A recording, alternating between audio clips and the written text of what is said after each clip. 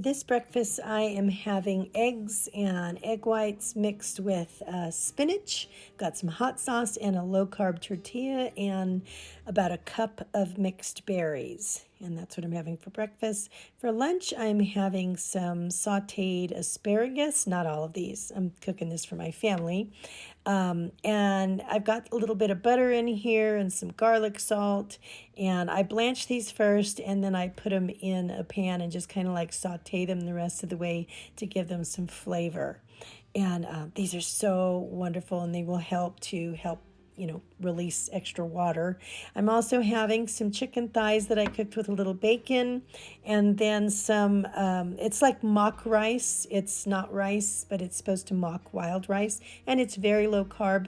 It's like a keto rice, but that's another video. And then for a little dessert, I am having one of these little keto candies that the Atkins make. And I don't want to get stuck on these, but I do like them once in a while. My husband likes them too. And I do have to count the total carb here, but that's okay. It still fits and, keeps me within my under 50 range for the day. And it's just a nice little treat to have with some coffee afterward. Now later, usually my dinner is just eggs and a low-carb tortilla, maybe a little avocado. This is just a little Spam.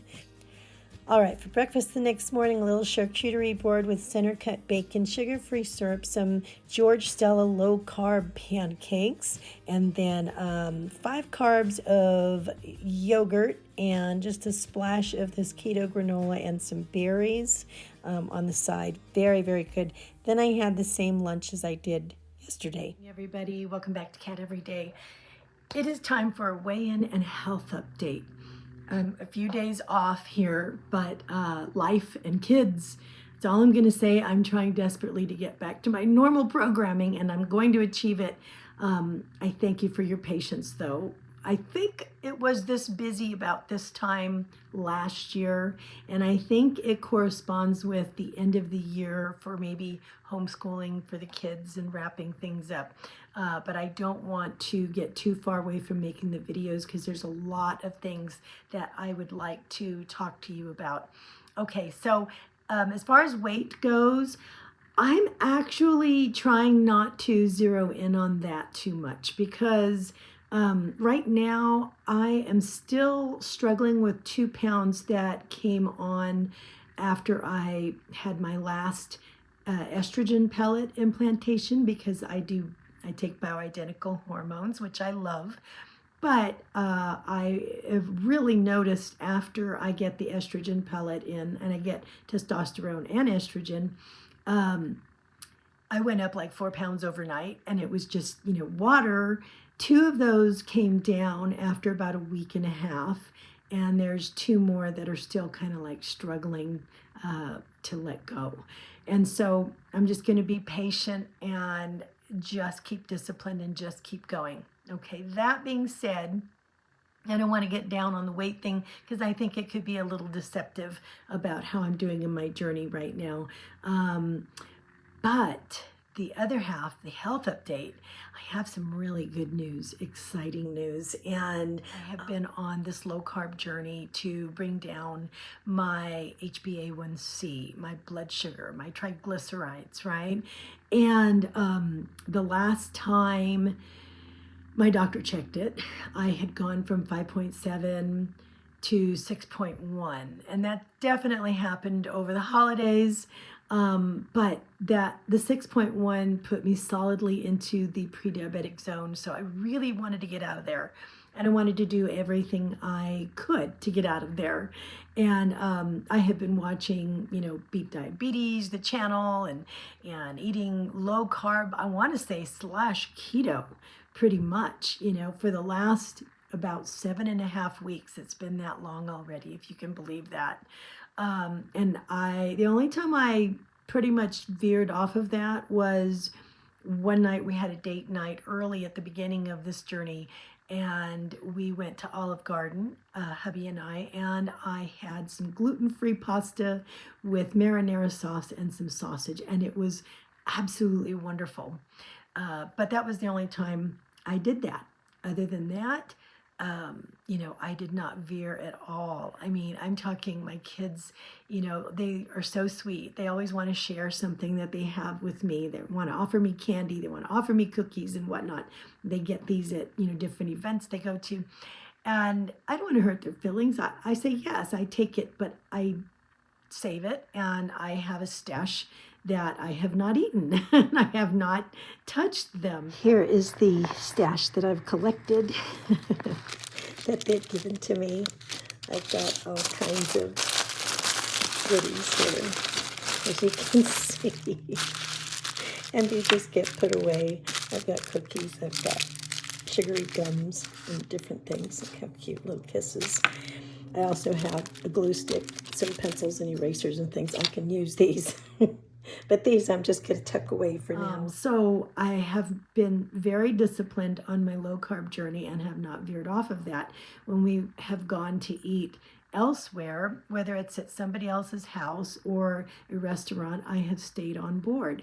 I made only the low-carb choices, and typically when we'll go out to eat, we'll try to go somewhere that I can find a nice burger and a salad. And then I'll just kind of like put the two together, take all the carbs off, don't have the fries, and just have like some ranch on the side or something. And I've done very, very well with that. And that always seems to work. But no pizza. We haven't gone out for ice cream. Anything like that. It's all been just zero in on the goal, and the goal is bring down that number, because I don't want to take meds. I don't want to be put on metformin. I don't want to be, you know what I mean, have to take meds for type 2 diabetes. And my goal was to be very serious to get away from this. And so what happened was I intended to wait until maybe my 3-month checkup with my doctor. But at this point, it's been about 7.5 weeks, like I said. So I've been noticing that my body is actually asking for some carbs. And how do I know that? It's because my weight routine, weightlifting routine, I've tried to add it in again more regularly at 3 times a week. And after I am working out and doing my routine, I feel shaky, and I feel like the last couple of times, I went through the whole day just feeling horrible. Like I wanted to go to sleep, and I waited all day long to go to sleep. And then when I did go to bed, I couldn't sleep. There was just nothing but tossing and turning, and it was just really bad sleep. And I thought, you know what? I know my body's asking me to balance some carbs back in. Before I get too far into it, I want to show you the system that I bought to check my A1C at home, HbA1c, and it is this monitor here. It is a Curo L5 lipid profile and glucose measuring system. Now it will test your A1C, and it will also test your total cholesterol. So it comes in a little case like this.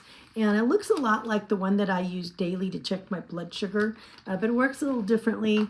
And it comes with different strips you can get. And you can get strips to only check your, I believe it's HDL and then LDL. So you can separate those and check those as well. But this one here, the green ones will check your triglycerides. The red ones will check your total cholesterol. And I have to tell you, my cholesterol is always pretty high because I have the familial type. So that never surprises me. But my real aim was to get down my blood sugar, to get away from that 6.1 as much as possible. And typically the pre-diabetic zone begins about 5.7. So I really wanted to get away from that. Even though I was 5.7 before, I didn't feel too badly about that. My one of my doctors said, don't worry too much about it. But now, 6.1 was just too far in. So anyway, I checked the blood sugar yesterday, and I'll show you what happened. Glucose comes in 3 So seconds. either or. Yeah. There it is. All right. So that number 113 that you saw is the number that came up yesterday. This morning I got 109. So it's pretty normal, I think, from day to day that you're going to get a little variation, but I'm still going to get about the same number. And so what you have to do to convert it to get that number that we're used to seeing when it's like 7.1, 5.5, is there's this little formula. And so you'll take the number and then you add, I believe it's like 46.7 to that number that you got. So I'd add it to 113 and then I divide it by 28.7 and that should give me the number that is my HbA1c. And so yesterday it would have been 5.56. Today is 5.4, so I was a little lower today. So if I average that, let's just say I'll go 5.5. I could do it one more day and see, what the average is over all three. But I'm going to take a guess and say it's probably like about 5.5 or so. I'm somewhere between there. And I think that is really super duper good news because that means that I'm no longer in the pre-diabetic zone and that all the hard work has paid off. That doesn't mean that I'm done. That doesn't mean that I walk away from everything that I did to get to this point. It means that I keep going, but I'm going to add in some whole food carbs. I'm going to be doing more of a carb cycling routine with the carbs, and so that means that on the days I'll do cardio every day because I'm still going to keep walking after I eat and staying as active as I can, but I'm really going to shoot for doing weights 3 days a week. And on the days that I do weights, those are going to be the days that I'll introduce some of the carbs. Right now it's probably just going to be at one meal and I'll see how it goes. I don't think it would be smart to add a whole lot more in than that. And I don't think that I really need that much more right now, but I do need a little bit of a boost and I need to start sleeping better. I can't have my sleep interrupted, by tossing and turning and, thinking about bills and how the dog needs a bath and, on and on and on. My mind just going crazy. So hopefully maybe just a few more good carbs will help settle things down. And I want to talk to you about how I want to move into adding those carbs in. And I've been doing a lot of research on that, on how when you go a really long time without carbs, that you mess up your serotonin levels. And so you kind of have to add them back in sometimes to kind of trick your metabolism a little bit and jumpstart your weight loss a little bit. And, you really need that serotonin to help sleep well and keep things going. So that's all for now. I do want to talk to you a lot more about this and where I'm going with this and how I'm going to do this. But that will be probably in the next video. All right, guys, I'm going to let you go. I'm celebrating today. I'm out of the pre-diabetic zone according to this test. And I just wanted to share that news with you. Let me know how you're doing. Let me know how your weigh-in went this week. What are your plans? And I can't wait to hear a little bit more about you guys. I'll see you next time. Bye. My first breakfast that is not low carb here. I'm going to be doing weights today. These are 2 zucchini muffins, some egg whites, strawberries, and then at lunch it's back to low carb with egg roll in a bowl, some steamed veggies, and a couple of teaspoons of mayonnaise.